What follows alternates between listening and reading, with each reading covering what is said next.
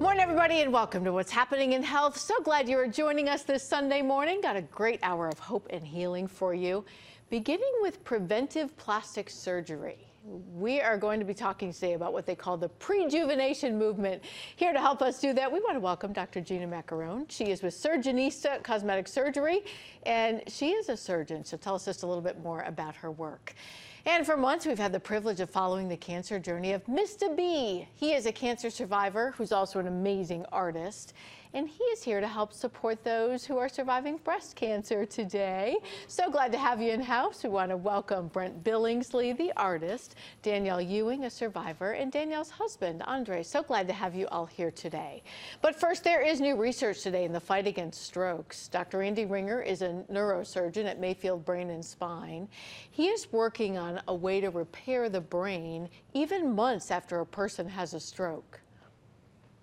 There's a company called Outbounder here in Cincinnati. The very first center in the world is opening here in Cincinnati later this month that focuses on mobility by immersing the patient in a virtual reality situation and putting them in a situation that makes them feel anxious or fearful, which actually stimulates a part of the brain called the limbic system that helps with memory and learning so they can relearn some of those motor functions. Mayfield will be assisting others to use this device and others like it. If you'd like more information, you can call them at 513-221-1100. Our top story this half hour is in Waiting for Life, an update on a family that you met just a few weeks ago here on our health show. You may remember Dominic Amosquita. He is just 17. He needed a kidney donor, was looking for a living donor at the time, but it turned out that through a deceased donor family, he found the perfect match. I talked to Dominic and his mom Cheryl while he was recovering at Cincinnati Children's Hospital. What would you like them to know? I would like them to know that we so appreciate the gift and that we will absolutely use that gift as an investment for Dominic's future to support those dreams. Thank you. Thank you over and over again, because that's pretty much all I can say at this point. How much will this change your life? A lot. We're glad to hear that, Dominic. This is a reminder that becoming an organ donor is something all of us can do, living or deceased. We have a link for more information at what'shappeninginhealth.com. In our Ask a Nurse segment today, we're asking about a non-traditional path to an advanced nursing degree. How is that a possibility? Students that we spoke to at Mount St. Joseph University in the Quad there say yes. One international student has a unique path because she did not have a bachelor's degree in nursing and she still wanted to become a registered nurse. That student is in the MSN Magellan program, as they call it, in the College of Health Sciences, and she credits the staff and team there for helping her through some challenging times. You've heard all these things about nursing program and how tiring and stressful it is. It is stressful, don't get me wrong, but the compassionate care, the instructors care about each and every individual, and that is what made me stay. So Mount St. Joseph University also offers another Master of Science in Nursing degree, which allows students to specialize in education or administration. All right, we have new information about the healing power of music coming up. A study published in Scientific Reports found that while listening to music can't eliminate pain, it can reduce the perception of pain and increase pain tolerance. Researchers say that this shows that while this works with any kind of music, the strongest impact is when people listen to their favorite genre of music. All right, yet another reason to reduce your alcohol intake. We'll tell you about that coming up this busy holiday season, and we'll share a hidden health problem that you might not know about linked to it. And Dr. Gina Macarone from Surgeonista. She is a cosmetic surgeon, going to talk to us about a new trend in preventive plastic surgery. Stay with us on What's Happening in Health. This portion of What's Happening in Health is sponsored by Life Enriching Communities and Hawksworth. And listen to this today as we head into the busy holiday party season. A reminder that you may want to pace yourself when it comes to your alcohol intake. Alcohol can harm your hearing, according to recent research. Turns out that excessive drinking damages the auditory cortex, and that is the part of the brain which is the part that helps you hear and understand sounds. A study by German researchers at the University of Ulm showed that because of this, heavy drinking over a long time or a long period of time damages the central auditory cortex area, and that increases the time that it takes to process sound. That might mean that you have trouble hearing people speak or who speak quickly or distinguishing one voice from another, and this may be especially true when there's a lot of background noise. All right, if you think you are too young for plastic surgery, maybe not. Newer trend in surgery is what we call preventive surgery. So here with some great ideas about the fountain of youth, we welcome Dr. Gina Macarone, surgeonista. Hello. Hello. Thank you, Liz. It's good to have you back. Remind us what surgeonista is. So surgeonista is a term I came up with several years ago because I wanted to kind of incorporate my own personal style into my brand, where I love fashion, art, all of those things, but I'm also a surgeon. So surgeon, fashionista, surgeonista. I love that because you do want an artist, if you're working on your face or your body, you know, that gift or that skill is so appreciated. We had the chance to stop out at your offices and talk to you a little bit. And you told us that facelifts are really trending younger. This preventive plastic surgery, as she calls it, is a trend that's driven by what we call prejuvenation. This according to the American Academy of Facial and Plastic Reconstructive Surgery. The rise of selfies and social media also now pushing people to have facelift surgery earlier than ever. It has shifted from those who are older to those now ages 35 to 55. Dr. Gina Macarone, the founder of Ohio's Surgeonista Cosmetic Surgery, told me. She says she is definitely seeing that trend in her practice. It seems because I'm a 40-something-year-old woman, I get a lot of patients who are in my same demographic. Dr. Macarone does both face and body work. She has two big requests in patients right now, she says. The first is the natural look.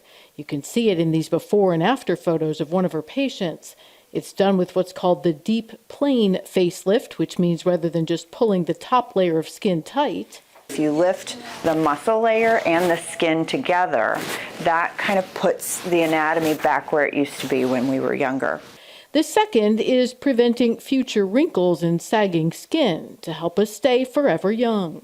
When you're in the younger stages, we're calling it more preventative deep plane facelift or preservation.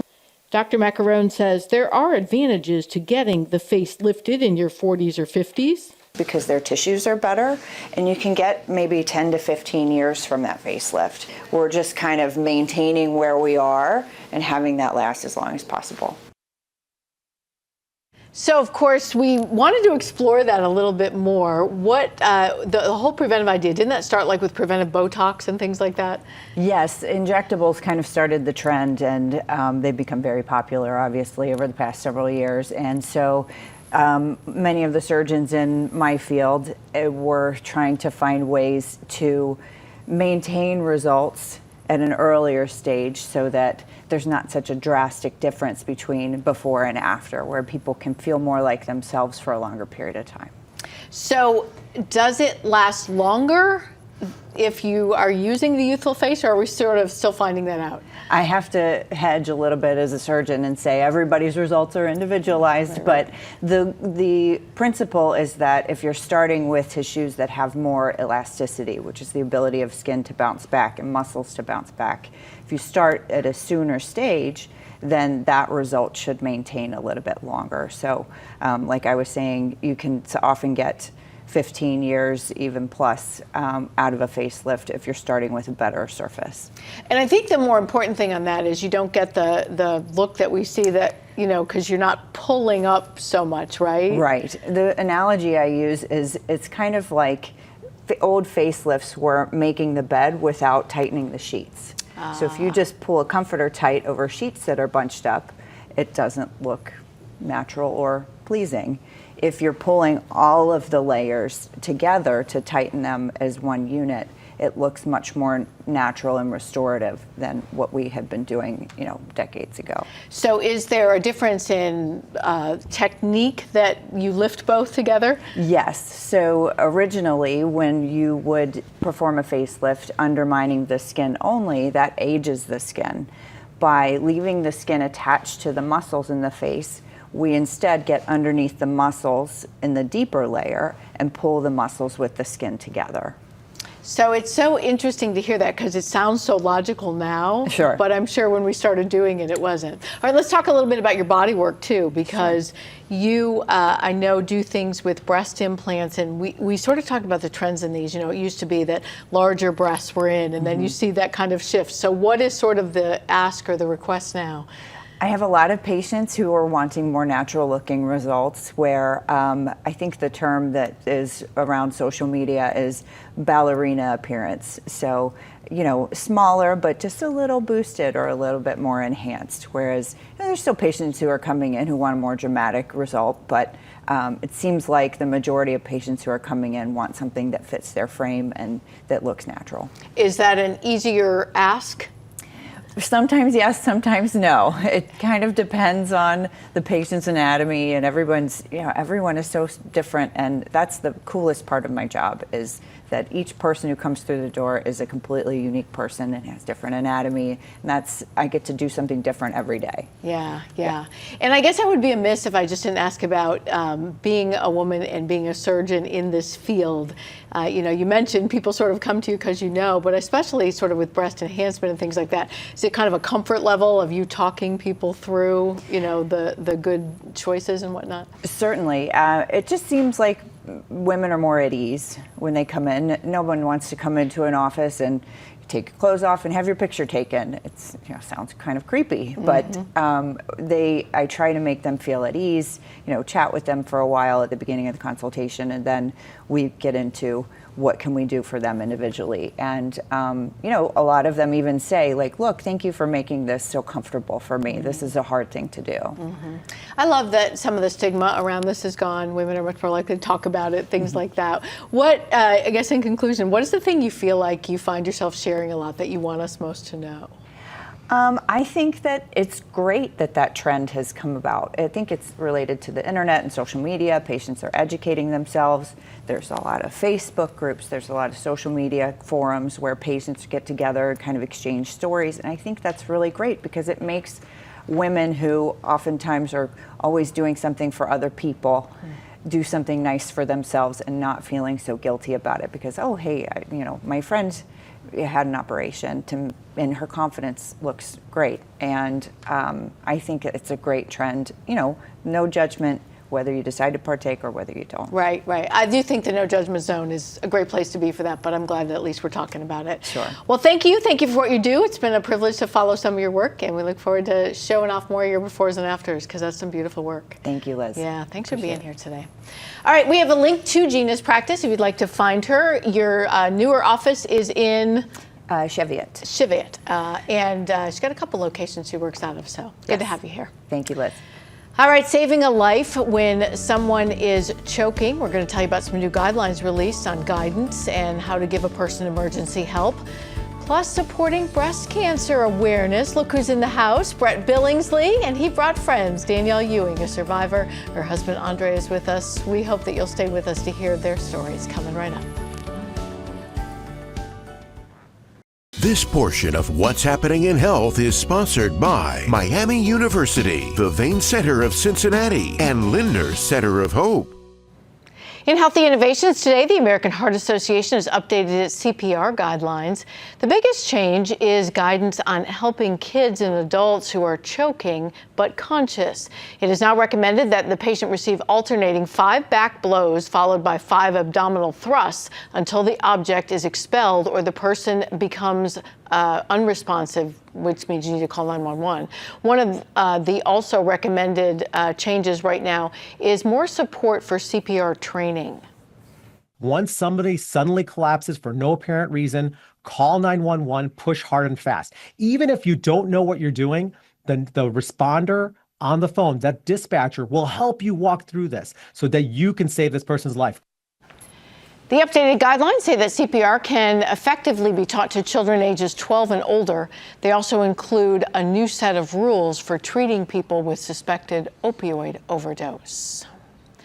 All right, on now to our wonderful team supporting breast cancer awareness this wonderful month. Yes. But we got to get an update on Brent before we talk to these people. We've had the privilege of following your journey. You are a survivor as well. I am, and thank you, ladies. How are you doing? I'm doing fantastic. Thanks to people like you who just keep loving on me. Oh. I appreciate your friendship. You are a blessing. Well, let me tell you, the way you have inspired people, we have just a little video of your journey. We can hear a little bit in your voice. So you are a head and neck cancer survivor. Yes. And is that sort of healing? We've been through your radiation with you. I have zero cancer. So I know right here. So as of Yeah, we can clap. 5 weeks ago, so my last PET test. So now we are addressing the scarring that's inside of my neck from the radiation. Good. So okay. now we are working on the best way for that to get better. So he tells me like the time of his PET scan appointments, and I got a prayer chain going right at that time. Yeah. It matters. It does. It does matter. And you brought some wonderful people you've been supporting on this journey. So let's talk about that. So part of my journey is loving on people who are either going through my journey or have been through my journey, because we need to love on each other because it makes it better. And I'm so sorry that you are going or have been in this journey, but tell us about you. You are Danielle Ewing. You're obviously with the Cincinnati Police Department. We're so glad to have you. Yes, I'm a breast cancer survivor. I was diagnosed in 2022, and this coming December I will start my 4-year mark of being cancer-free. And I've met Brent a couple of years back at a breast cancer banquet that was put on by my husband for breast cancer survivors of police officers, and just honoring us in our journey. Well, what a privilege to have the husband who's a wonderful support. This is never a journey that you want to have to go through alone, so thank you. Thank you. So you said, I'm just going to put this event together, or what was behind that? Yes, just to police officers go through so much already and the additional stress. So I wanted to acknowledge the police officers that were not just survivors but thrivers, and what they do to the community, and took time out to acknowledge fellow police officers that were going through breast cancer and have survived their journey of cancer itself, and also those who are going through it, and they needed that extra encouragement. And then I saw Brent, gave him a phone call. I said, hey brother, I seen some things you got going on. Yeah. He immediately said, I'm with it, brother, let's go. And he had a whole presentation of painting for everyone. So it just turned out to be a beautiful event, and here we are today. Yeah. So what does it mean to have his support behind you?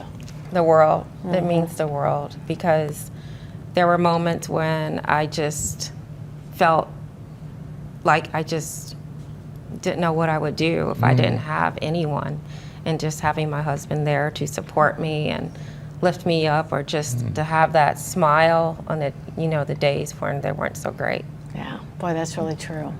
So we know Brent is a very talented artist. We have a little video. We had a chance to catch up with you at some schools, but tell us a little bit about your genre and why you do and what you do, and then I think you have something to show for us too. I have something for you. So you can take a walk over there and get that. Well, this is playing, but you got to tell us a little bit about your artwork. Absolutely. So what I love to do is we do what's called therapeutic artistic engagement. So I love to do that. Here you go. And what does that mean? So what that means is we involve communities and people. We spill paint. What spill paint means is that we go places and we love on people artistically. My background's in psychiatry. Shout out to Children's Hospital. Let's go. And there I learned the power of how art helps you to heal. And I went with it. I said, man, you know what? There's a lot of people who need a lot of healing, and we're gonna do it this way. So I go somewhere, we got brushes, we got chalk, we got coloring books and crayons, and we let people do what they need. And you create things, and you said you had something that you Yes, can I have show something for us you, this. Liz. So help me out with this, Danielle and Andre. So we have something, part of my journey is loving on people who've been through my journey, right? So I always love to Love on. Damn, can you tell me what's going on in this picture right here? Oh, wow. Look at that. Look at that. So he actually said, I have this amazing artwork I'd love to present to Danielle and to her husband. Oh, wow. So this is for you, Danielle, my Thank you. cancer survivor on the journey with me. Thank you. I love you. I appreciate you. Doesn't that just stop your heart when you look So at it? this is, so this is her. So we always do something different. That is very So different. we said, okay, let's split her up. Let's put this side on this side. So actually, because this was done, we started this a couple years ago, but then I got cancer. So we had to pause. So we finished it recently. So, but we did this ribbon together. Did you So really? part of this At the picture, part of this was part of the program that we did. The banquet. And so it's probably 50 or so people who helped paint this with them. So Well, we hope to see this front and center somewhere at CPD. And first of all, thank you for your service. But what does it mean when you just see something like this? It took my breath away. It's so beautiful. It just encompasses everything with the journey of friends and just being acknowledged and just knowing that you're not alone. yeah. Because this was done the ribbon was done at the banquet, and many people were painting on it. So Yeah. you didn't, but the other part wasn't there yet. No. we didn't talk about that part. Oh, how Yeah. beautiful. Well, Yeah. lucky us to be able to share in this reveal. When I look at it, it simply says that strong women have breast cancer too. That, it is the great equalizer, that we see this in every part of our lives. And we're so lucky to have you here for what you do in our community and that you're well enough to do it. Yeah. Thank you. Yeah. Thank you guys. Thanks for sharing that with us. I'm just trying to keep it together here. Your work is amazing. Thanks for blessing you, others. It's, it means even more, doesn't it, now that he's been through part of the journey, huh? Yes. It hits different. Yes, Right? And totally part of my healing is loving on magnificent people like this. Well, Part of my that's an healing. understatement, but Yeah. thank you. Thank you. Thanks, you guys. Thanks for letting us be Thank part you. of it. Thank you. We're grateful for the awareness you raise in our community. Uniform to say. Absolutely. And thank you. Thank you. Fantastic. Thank you. Fantastic. Thank You're you. awesome. All right, being protective about your health. We're going to talk about that coming up, how a community program, or being proactive, I should say, is making a difference for people who need health and wellness and need to make it a priority. We'll tell you about that coming up. Plus, giving the gift of life. Look who's here. Jim Watts from Hawksworth Blood Center is with Stephen Myers, our donor of the week. We can't wait to hear from them in person. Coming up, especially about platelets on what's happening in health.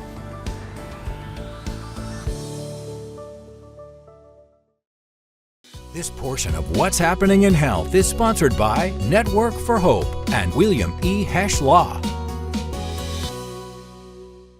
In your Healthy Rights today, you have the right to know about resources that help your health, which may be especially important right now with the recent government shutdown. We recently caught up with the 513 relief bus in Roselawn. Multiple community partners were there with them to provide free health services, including blood pressure screenings, as well as others. They also provide services with mental health care and substance abuse concerns. Agape Love Ministry hosted this event. It was a recent one that was in Roselawn, and it's a reminder for everyone that especially in tough times, you have to take care of your physical and mental health needs. Our job is to make sure that our city, our community have everything it needs. We may not have all the money, but I guarantee we are resource rich. So I thank God for that. If you'd like to see the full schedule of where you can find the 513 Relief Bus, we have a link on our website. Just go to what'shappeninginhealth.com. All right, it's not easy for teenagers to get the amount of sleep they need. We're going to tell you why researchers are concerned about some other problems that may come up if they don't get enough rest. Plus, look who's in the house. Women Walking West. Give me a quick wave there. So glad to have you all here. This is an organization that helps foreign-born women lead successful lives in medicine here in the United States. I want to welcome Dr. Fatima Hajarosima. We welcome Dr. Vijaya Reddy. And we have two nursing students with us as well. They said I could use first names. We want to welcome Toka and Dayora. So glad to have you here today. We'll be sharing more about their journey coming up on What's Happening in Health. The headline medical stories that affect you and your family. This is What's Happening in Health, sponsored by TriHealth. Welcome back, everybody, to our second half hour here on What's Happening in Health. So glad you're staying with us today. You can save lives by becoming a blood or platelet donor. Those donations directly help patients in hospitals in our area. So joining us today, we're going to meet and hear a little bit more from Jim and Stephen. They are here as a donor and Hawksworth employee. They're going to tell us a little bit more about some unique opportunities to donate, but more importantly, how much you get when you give. Plus, providing support to nursing students born outside of the United States. Women Walking West is an organization that helps those born in other countries lead successful lives here in medicine. So glad to have you here. We're going to learn more about their organization and tell you a little bit about what they do. But first, a quick headline for you. If you are looking right now at breast cancer images, we know now that radiologists at TriHealth say they are getting some special help on these images at the Mary Jo Cropper Family Center for Breast Care. It's artificial intelligence, and Dr. Anthony Antonopoulos is the director of the imaging center there. He says it gives those reviewing these images an added boost, and here's how. So what it does is it's analyzing each image of that examination as the image is being brought up, such that it places little marks over areas that it's concerned could represent areas of atypical changes or even a cancer, therefore alerting the radiologist to pay special attention to those areas on that exam. Now, of course, none of this matters if we don't set up our mammogram. So the team at TriHealth inviting you to schedule whenever it's convenient for you. If you are a person still in need of a mammogram, 513-569-6777. We also have a link to their mobile mammography unit at what'shappeninginhealth.com. In Look Good, Feel Better today, a common skin condition is popular this time of year. It causes tiny little white bumps that are sometimes called milk spots, but the medical term is milia. Milia are very common. They're little tiny cysts within our pores of our skin. Anyone can get them, even Jennifer, who allowed us to show her microneedling. She says it works pretty well against the milia. So it does help. To give you a close-up, Hope Mers, who specializes in dermatology here at Ohio's Advanced Cosmetic Surgery and Laser Center, showed me. They look like these little white balls. What they look like on my own skin. They're popular this time of year, she says, due to weather and moisture changes or damage from the summer sun, and even changes to your topical treatments. All of these can disrupt the skin's constant state of renewal. And if that gets disrupted in any way, little cysts can form, and typically they will make their way out on their own if they're really small. These little cysts can get stuck, and you need a practitioner to help extract them in a gentle and effective way so that you don't scar yourself by trying to get them out at home. Following up with a microneedling may help, skin esthetician Jessica Lund says, because it's going to go deep into the dermis to kind of damage that skin to produce collagen. But Hope says don't try and pop them on your own. These skin resurfacing treatments, that helps to get that dead skin off so your pores can breathe so they don't make the milia as often. A dermatology visit to remove those milk spots is usually covered by your medical insurance plan, but microneedling not usually covered. Costs a couple $100s, but the results do last at least several months. In Hope You Know today, which is what we hope you know about your mental health each week, a warning that teenagers who don't get enough sleep are at a higher risk for suicide, especially as we have a time change this week.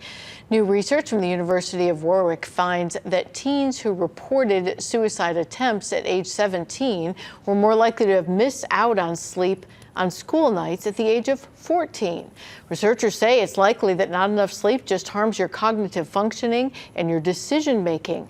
They note that more research is needed as we learn more about this. In You're So Vain today, new study says drinking any amount of alcohol is linked to increases in your blood pressure that can impact your vascular health. These findings in the Journal of the American College of Cardiology. Researchers say that if you stop drinking or even cut back, it could reduce blood pressure. It could also cut the risk of stroke or heart disease. Study challenges assumptions that a drink a day here would actually help your blood pressure. Researchers say that when it comes to your blood pressure, the less you drink, the better. Well, there's a new transportation option for some local people who live in our area. We're going to hear about some expanded services from Metro coming up next. Plus, we're going to talk with Jim Watts from Hawksworth, who's here with Stephen, our donor of the week. Can't wait to share more on how they give to our community. Stay with us on what's happening in health.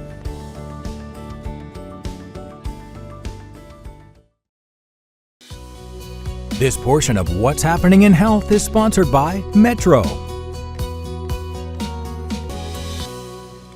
In Healthy on the Go, more Hamilton County residents now have access to a transportation option from Metro.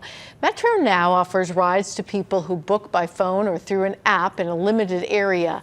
The service expanded this week to include residents in Blue Ash and Kenwood. Other service areas, as they are called, for Metro Now include Forest Park and Sharonville. These rides with Metro Now start at just under $3. All right, on now to our wonderful friends from Hawksworth. We're big fans because we know our community needs blood. And you are new to Hawksworth, so let's start with you. And then we brought our Donor of the Week live, which we get to celebrate today. So hello. Tell us who you are and what you do. Well, thanks for having me. My name is Jim Watts. I'm new to Hawksworth. I'm our Director of Donor Experience. I've been here for a few months, and I'm really excited to be here at Hawksworth. A lot of great things going on here at Hawksworth and in Cincinnati, so very, very glad to be here. So what do you consider an experience with the blood or platelet donation? Yeah, so we want to cover the whole gamut of it, if you will, from the time that we are sending text messages, calling our donors, to the time they walk into the donor center or on that mobile bus. How are they greeted? How can we move them through the process? How can we keep them informed?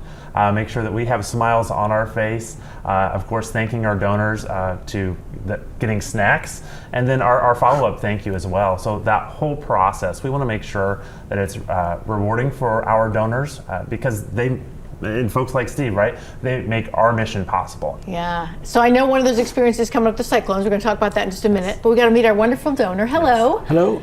Tell us your name. Tell us Steve how long you've been donating. I just completed my 300 donations. So I started probably back in the 80s with whole blood. It wasn't until the 90s I switched over to platelets. And I'll try to go every 2 weeks. So since I retired, I was able to go every 2 weeks, 2 times a week. So kept going and going and going and found I averaged 300. Wow. So you've influenced or saved a lot of lives. You have a little video of platelets. Let's talk just a little bit about the difference in that. You can go more often with those, correct? Yeah, so platelets you can go up to 24 times a year. So we have those dedicated folks like Steve who are able to come in every other week and give platelets. And it's not a quick process. You know, platelet donation can take, an hour and a half, 2 hours to donate. So they're really dedicated folks, and we have a lot of dedicated donors out there. Do you get some letters here and there about how they're able to help use what you donate? Usually I get a letter that says your platelets went to a certain patient in need. Mm-hmm. Especially if we do white cells. White cells, they call you in for white cells, the patient is waiting the same day for you. So yeah. Boy, how does that make you feel, knowing you go in and later in that day somebody gets a therapy they couldn't probably live without? Yeah. Why do you donate? Help the community and do my fair part. We know that less than 5% of people donate, the other 95% that could don't donate. So I wondered, what's inside you, or what would you say to them? Because you really want, so many of us could donate and then people just choose not to. They're scared of needles or whatever. What's your advice to them? Don't be bashful. Just come on in. If you donate blood, takes 15 to 20 minutes probably. Platelets, about 90 minutes. It's a quick process. Sit there, watch a movie, put on your headphones. Most of the time I put my headphones on, I fall asleep. I wake up and it's over. Wow, you are really relaxed. Okay, so let's talk about then. You have a nice way of saying thank you quite often.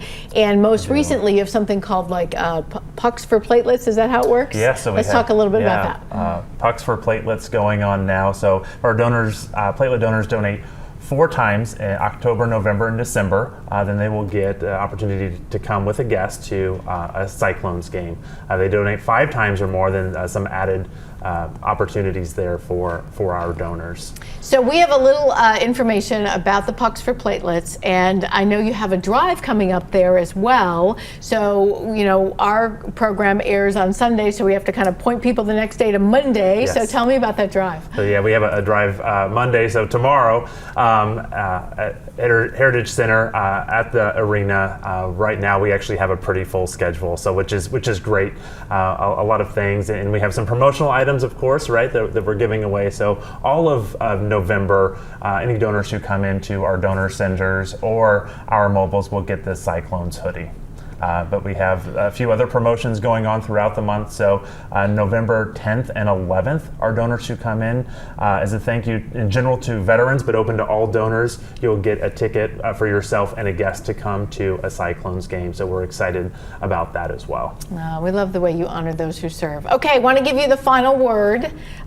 You said that you started just to give back to the community, but what do you feel when you donate? I feel excited about it. I'm doing my fair part just to get out there and help somebody who's sick and who needs blood. Yeah, and you know, there's no other substitute. You can't make a synthetic product. You are the reason that they're surviving. So thank you. It's a privilege to be able to say that in person, meet our donors. Sometimes we meet them in the field, but we love to have you here. We want to make sure we put a phone number up for you in case you are interested in making an appointment for the Cyclones Drive or anything else coming up. 513-451-0910. Hawkesbury also has an app now. You can schedule through that. You can schedule an appointment at a neighborhood center online, and we have links to that at what'shappeninginhealth.com. Great to meet you. Even better Thanks. to meet you. No, not personal. Not at all. But we love people that save lives in our community. Thanks for being here today. Thanks. Yeah, good to have you. All right, just ahead, we have some new information coming up. A major renovation project is complete at a local senior living community. We're going to tell you how that space plays a key role in improving health for older adults. Plus, our guests from Women Walking West are here. They're going to tell us about this amazing organization. It helps student nurses born in other countries, and they're really changing lives. Can't wait to meet them. Coming up on What's Happening in Health.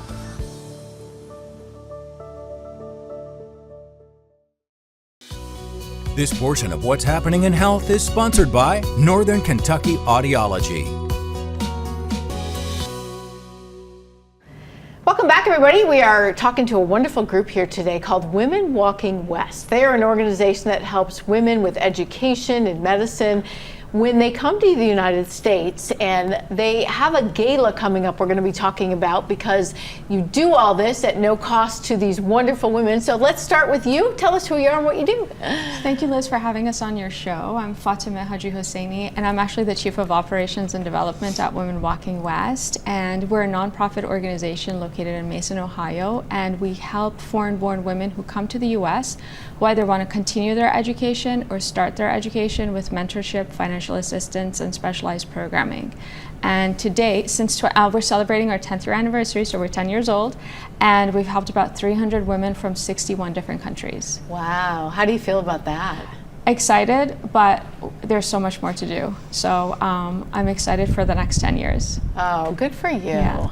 All right, you brought friends. Let's find out who's with you here. Hello. Hi, Liz. I'm Vijaya Reddy. I'm actually one of the founding board members for this organization, and I'm also a mentor for many wonderful women like the two we have here. So I mentor a lot of women that are coming through the organization. It could be in terms of, connecting them with educational opportunities, scholarships, colleges, shadowing programs, and also finding job opportunities. And remind me of your background. So I'm actually an immigrant myself. I grew up in India, and I've been in US for the past 24 years. I'm a naturalized citizen here, and I practice medicine here in US. I'm an internist and a geriatrician. Yeah, I remember that's a wonderful field. As we're all aging, they say that more of us will be over 60 soon than under 18, and we certainly need more of that in the field. So thank you for what you do. It's a pleasure to share your work. And you brought a couple wonderful students, so let's start with you. Hi, Liz. Thank you for having us today. So I'm Toka. I'm a nursing student. I go to the Christ College of Nursing. I was born in Egypt. I got here when I was about 12 years old. And I've been with Women Walking West, and honestly, they've been a great help so far. So I imagine when you come here, you have all kinds of questions in that, but let me just ask the obvious. What made you choose nursing, and what made you choose to come to the United States and do it? I chose nursing because I've always wanted to provide like direct patient care. I've always wanted like a one-on-one with the patient. And Women Walking West, actually, it was my mom who signed me up for it. And I found it out too late, but I thought it was a great like networking opportunity still. Yeah. I bet it's life-changing to have people around you that support what you're doing and how you're doing it and that kind of thing. Yes, it's a great support for sure. Yeah. And how about you? Do you feel the same way? So my name is Diora. I'm originally from Uzbekistan. I'm also a nursing student like her. I'm with Miami University, and yes, I do feel like this organization is very helpful. I'm in the mentorship program, so Dr. Sehi is my mentor. He's really helpful, like as she said, in getting networking and doing job shadow opportunities, and basically just giving career advice. So you could be, hey, do you want to be a nurse, a doctor, a physician? There's so many opportunities for women here in the U.S. And I chose nursing because it is a selfless role, and I believe that I could serve others, I could help people in their most vulnerable times, because being in the hospital is not fun at all, not always. And nobody ever says, can't wait to go to the hospital. Right. Yeah. And if I could just give patients some cheerfulness, some positivity throughout the day, like that is what I'm here for. Wow, good for you. Well, it's wonderful to have you all here. We have you here because we have a few photos of your previous galas. You said 10 years, so you're celebrating 10 years. And I think you call this We Will Rise or the Rise Gala. It's called the Rise Gala, and it will take place on November 13th at the Manor House. And we're very excited because we're expecting more than 500 guests this year. And we will be celebrating some mentees, some mentors, and really the community that has supported us throughout these years to get to where we are. So I'll be out there to help them see this, and what's wonderful is even just the diversity you bring, the understanding of maybe some things that you don't think about if you're born here and you can just go to school and whatnot. So I wondered, I think there's an awareness now of how much we need shared languages and understanding of cultures and things like that. So tell me a little bit about sort of how you support that experience with our students and whatnot. Sure. In healthcare, it's this huge shortage of nursing and providers in general, and we come across all kinds of health issues, whether it's an outpatient setting or inpatient setting or a nursing home setting, and you need more hands-on. We need more people there to help out others, and we have a wonderful group of women like the two here that are really looking to expand their careers and in their future. So Women Walking West is just like supporting them, making sure they have the tools, making sure they have the connections they need, so we can support them and make more useful and contributing members of the society. Yeah, no question. Well, we're grateful for what you do. We're glad that you're here so we can acknowledge the wonderful work that they do. Let's put up the information for your gala again, coming up November the 13th. You can get tickets through what'shappeninginhealth.com. So I said, I'll be out there. I can't wait to brag on you. It has been a pleasure, because I remember when George just first started this organization, and it is really neat to see your growth. Thank you so much for what you do. It is just priceless in our community. Thank you, Liz. We really value it. Thank you for having us. And thank you. I know this is out of the comfort zone of medicine, so this was in your responsibilities include, but are not limited to. So good to have you. All right, and we'll be right back. This portion of What's Happening in Health is sponsored by Mount St. Joseph University and Advanced Cosmetic Surgery and Laser Center.